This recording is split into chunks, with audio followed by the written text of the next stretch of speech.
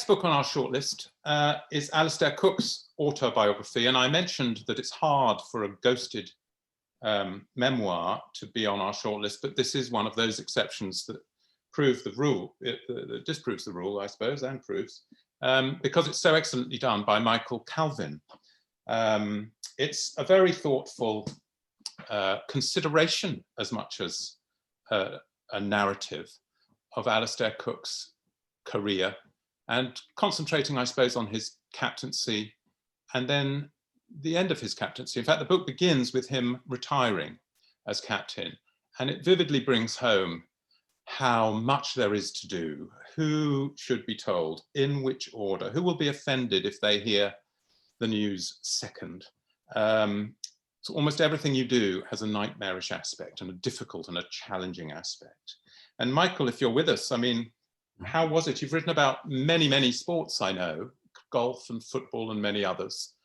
And what drew you to Alistair Cook as a subject, and how was it working with him? It was excellent. I better begin by saying Alistair sends his apologies. We were praying for a mid-afternoon cloudburst at Chelmsford, which didn't arrive. So he was playing against Kent in a pre-season game.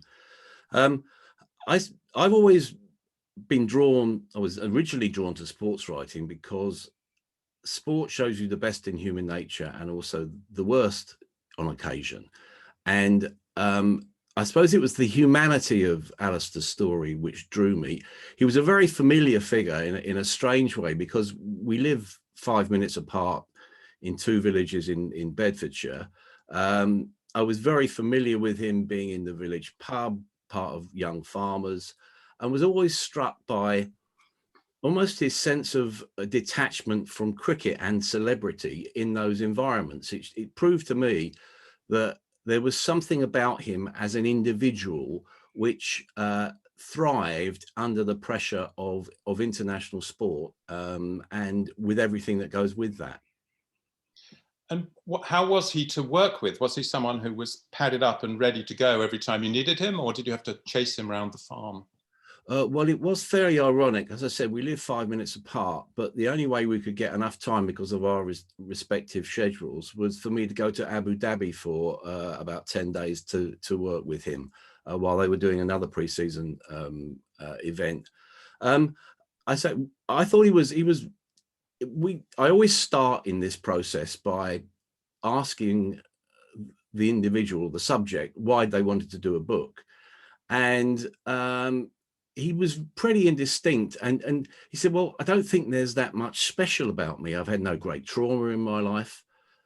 And I thought that was very interesting, because there was someone who underplayed himself as an individual. I suppose we get back to that detachment again, don't we? Here's someone who can come straight from breaking a test record or the following day to be in the field running up the sheep to go to market.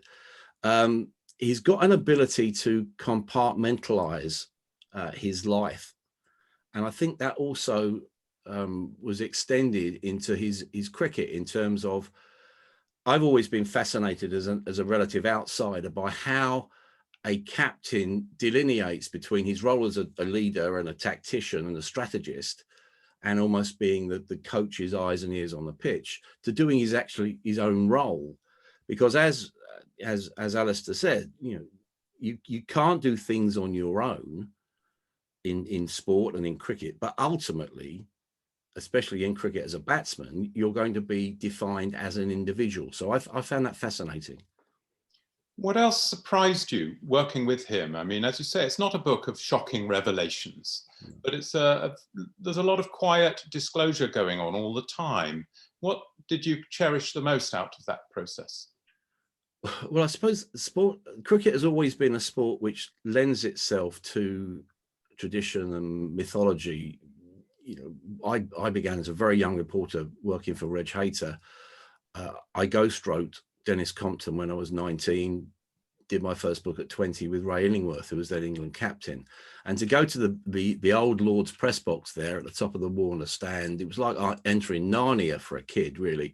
You've got John Arlott in one aisle with a bottle of claret creating poetry. You've got Len Hutton in the back row sucking on his pencil and waiting for his ghostwriter. You've got Fred Truman going around in this mushroom cloud of pipe smoke.